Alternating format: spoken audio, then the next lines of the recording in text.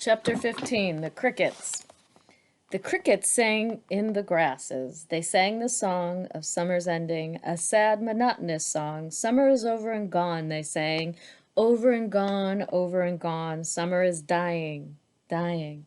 The crickets felt it was their duty to warn everybody that summertime cannot last forever, even on the most beautiful days in the whole year. The days when summer is changing into fall, the crickets spread the rumor of sadness and change. Everybody heard the song of the crickets. Avery and Fern Arable heard it as they walked the dusty road.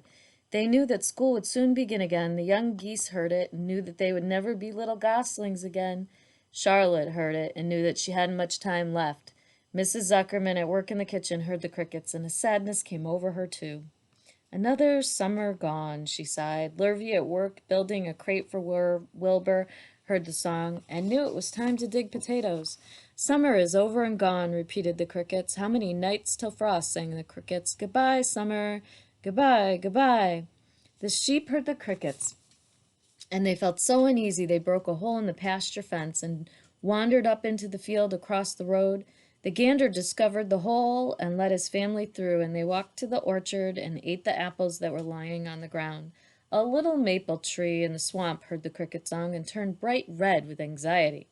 Wilbur was now the center of attraction on the farm. Good food and regular hours were showing results.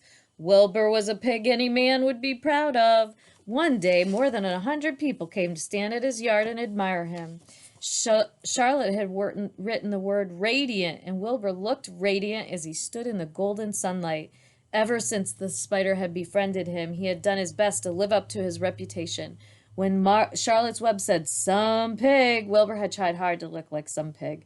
When Charlotte's Web said terrific, Wilbur had tried to look terrific. And now that the Web said radiant, he did everything possible to make himself glow. It is not easy to look radiant, but Wilbur threw himself into it with a will.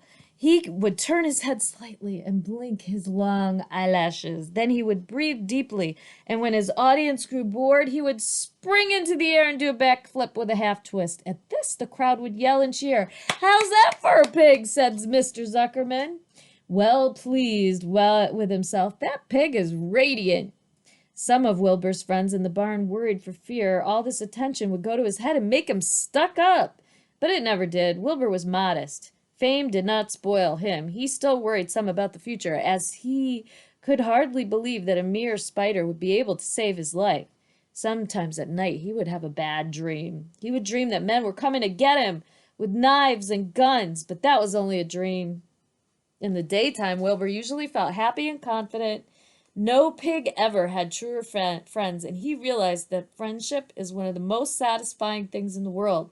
Even the song of the crickets did not make Wilbur too sad.